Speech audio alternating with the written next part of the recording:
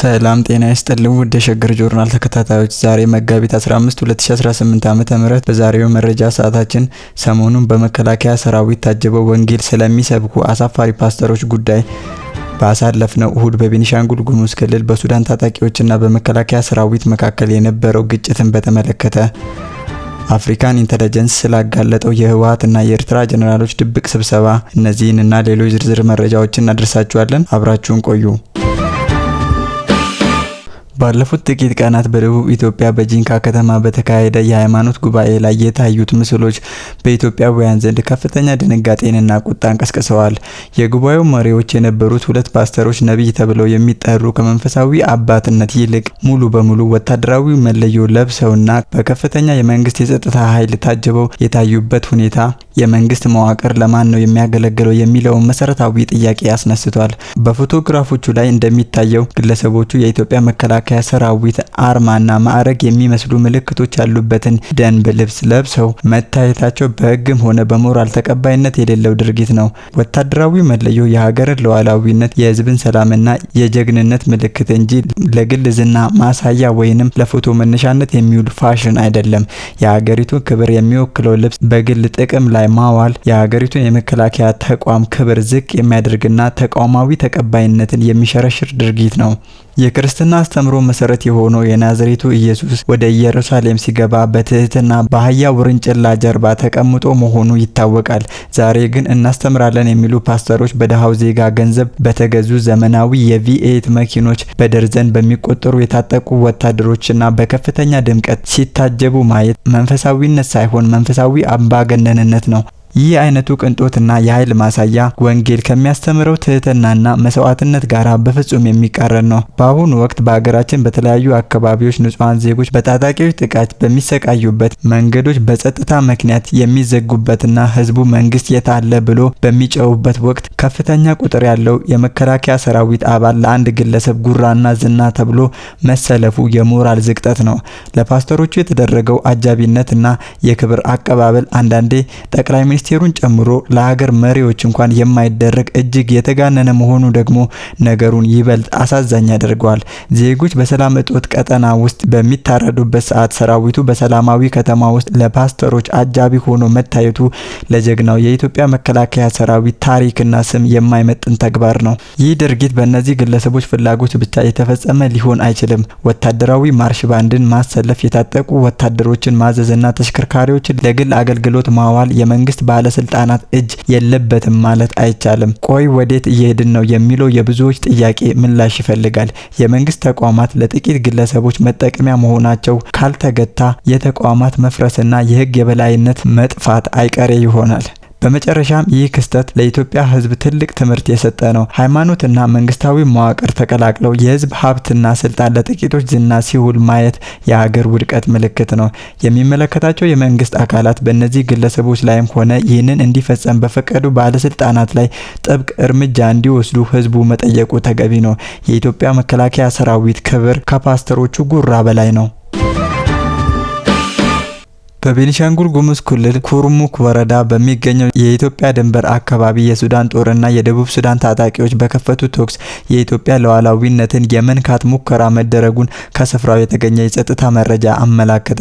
የሀገር መከላከያ ሰራዊት የሀገሪቱን ድንበር ለማስከበርና የዜጎችን ሰላም ለመጠበቅ በከፍተኛ ጥንቃቄና ብቃት ግዳጁን እየተወጣ እንደሚገኝ ታውቋል። መጋቢት 13 2018 ረፋድ ላይ በሱዳን ጦርና ስፔሌ ተብሎ በሚጠሩ የደቡብ ሱዳን ታጣቂ መካከል በድንበር አካባቢ ጠንካራ የተኩስ ልውውጥ ተከፍቶ ነበር። በሁለቱ ኃይሎች መካከል በነበረው ፍልሚያ የተሸነፉት የደቡብ ሱዳን ታጣቂዎች ህይወታቸውን ለማዳን ወደ ኢትዮጵያ ድንበር ጥሰው ገብተዋል። በድንበር አካባቢ የጸጥታ ጥበቃ ሲያደርግ የነበረው የኢትዮጵያ መከላከያ ሰራዊት በዓለም አቀፍ ወታደራዊ ስምምነቶችና የሰብአዊ መብት ድንጋጌዎች መሰረት ድንበር ጥሰው የገቡትን ታጣቂዎች ትጥቅ በማስፈታት በምርኮኛ ካምፕ ውስጥ የመሰብሰብና የመቆጣጠር ተግባር ሲያከናውን ቆይቷል።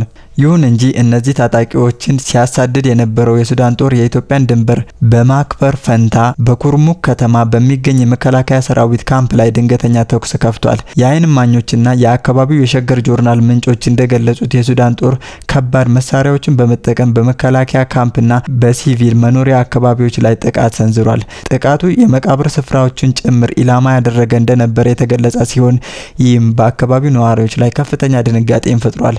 በዚህ መጠነ ሰፊ ትንኮሳ ምክንያት የኩርሙክ ከተማ ነዋሪዎች ለደህንነታቸው ሲሉ መኖሪያቸውን ጥለው ወረዘሃብ ወደሚባል ስፍራ ለመሰደድ ተገደዋል። የኢትዮጵያ መከላከያ ሰራዊት ሰላማዊ ሰዎች ላይ ሊደርስ የሚችለውን ጉዳት ለመቀነስ በከፍተኛ ጥንቃቄ ሁኔታውን ለመቆጣጠር የሞከረ ቢሆንም የሱዳን ጦር ትንኮሳው አሁንም መቀጠሉ ተመላክቷል። ይህ ድርጊት የኢትዮጵያን ሉዓላዊ ግዛት ከመጣስ ባለፈ በሁለቱ ሀገራት መካከል ያለውን የድንበር ሰላም አደጋ ላይ የሚጥል ነው። የኢትዮጵያ መከላከያ ሰራዊት በማንኛውም መልኩ የሚመጣ የውጭ ትንኮሳን የመመከት ብቃትና ዝግጁነት እንዳለው የገለጹት የጸጥታ ተንታኞች የሱዳን ጦር ድርጊት በጎረቤት አገራት መካከል ሊኖር የሚገባውን ዲፕሎማሲያዊና ወታደራዊ ስነ ምግባር የጣሰ መሆኑን ይገልጻሉ። ቤኒሻንጉል ጉሙዝ ክልል ለኢትዮጵያ ስልታዊ ጠቀሜታ ያለው በመሆኑ በተለይም የታላቁ የኢትዮጵያ ህዳሴ ግድብ የሚገኝበት ክልል በመሆኑ መሰል ትንኮሳዎች የሀገሪቱን ትላልቅ ፕሮጀክቶች ሰላም ለማወክ የታለመ ሊሆኑ እንደሚችሉ ስጋቶች አሉ። ሆኖም ሰራዊቱ አካባቢውን በንቃት እየጠበቀ እንደሚገኝ ተረጋግጧል። በአሁኑ ሰዓት የኢትዮጵያ መከላከያ ሰራዊት ተጨማሪ ኃይል በማሰማራትና የመከላከል ስትራቴጂውን በማጠናከር የኩርሙክና የአካባቢውን ሰላም ለመመለስ እየሰራ ይገኛል። መንግስት በዲፕሎማሲያዊ መስመር ጉዳዩን ለመፍታት ጥረት እያደረገ ቢሆንም የሀገርን ዳር ድንበር ማስከበር ግን ቀዳሚ ተግባሩ መሆኑን የጸጥታ ምንጮች አረጋግጠዋል። ለተፈናቀሉ ዜጎች አስቸኳይ ሰብአዊ እርዳታ ለማቅረብ ከክልሉ መንግስትና ከሚመለከታቸው አካላት ጋር ንግግር እየተደረገ ነው። ህዝቡም ከሰራዊቱ ጎን በመቆም የተለመደ ድጋፍ እንዲያደርግ ጥሪ ቀርቧል።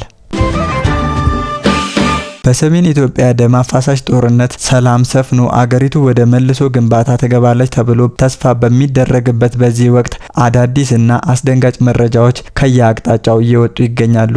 የአፍሪካ ጉዳዮችን በቅርበት የሚከታተለው አፍሪካን ኢንተለጀንስ ሰሞኑን ያወጣው ዘገባ የኢትዮጵያን ሉዓላዊነትና የህዝቧን ሰላም አደጋ ላይ የሚጥሉ አዳዲስ የሴራ ፖለቲካ መፈጠሩን አመላክቷል። እንደ ዘገባው ከሆነ ባለፈው የካቲት ወር መጨረሻ ቀናት የኤርትራ ከፍተኛ ወታደራዊ መኮንኖች በድብቅ መቀለ መግባታቸው ተረጋግጧል። በብርጋዴር ጀነራል ኢዮብ ተስፋዬ የተመራውና ሌሎች ከፍተኛ ወታደራዊ መኮንኖች ያቀፈው ይህ ልዑክ በትግራይ ክልል ርዕሰ መዲና መቀሌ ተገኝቶ ከክልሉ ሰላምና ጸጥታ ቢሮ ኃላፊ ጀነራል ፍስሐ ክንዱ ወይንም በቅጽል ስማቸው ማንጁስ ጋራ ጥልቅ ውይይት አድርገዋል።